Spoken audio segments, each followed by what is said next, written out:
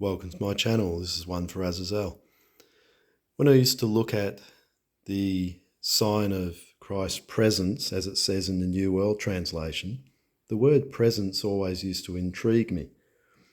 As a Jehovah's Witness, I was taught that things such as in verse 7 of Mathew chapter 24, where it talks about wars, nation rising against nation, earthquakes, food shortages, that this was the visible sign of Christ's presence. Yet somehow when I used to explain this to householders, it wasn't a satisfactory explanation.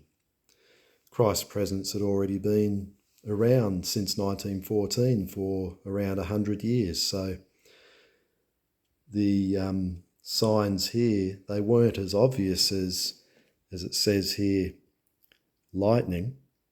For just as the lightning comes out of the east and west, so the presence of the Son of Man will be. It just wasn't obvious enough. It was never a satisfying explanation. And then the Bible would switch between the use of parousia, or presence, to coming. They will see the Son of Man coming, as it says in verse 30, just up here.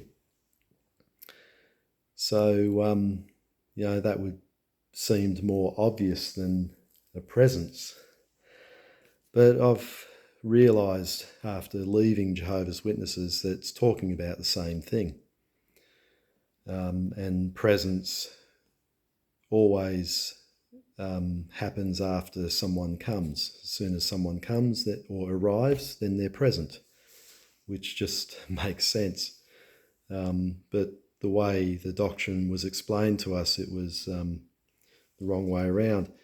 And when I started to compare, I thought, where else is the word presence used in the New World Translation? So I had a look at 1 Thessalonians, and it's used there.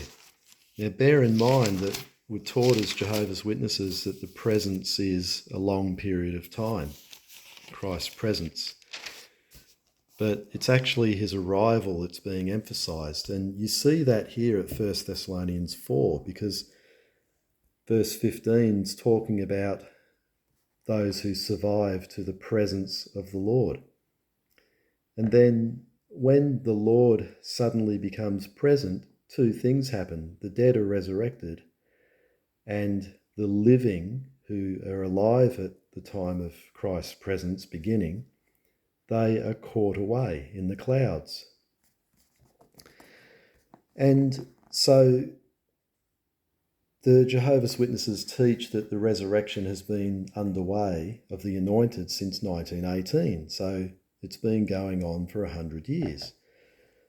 But there's a problem with that, because there's an asterisk after together, and in the footnote it says, or at the same time.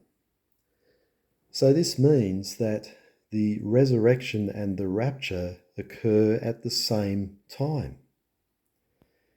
And when is that time? It's when the Lord is present at God's trumpet. So when the Lord becomes present, or when he comes with God's trumpet, then the resurrection and rapture occur all at once. And this never really lined up with Mathew 24 and 100-year presence. And that's because these things such as wars, earthquakes, food shortages are not the sign that Jesus was talking about. The sign was when you catch sight of the disgusting thing. So this was a sign that Jerusalem was going to be destroyed.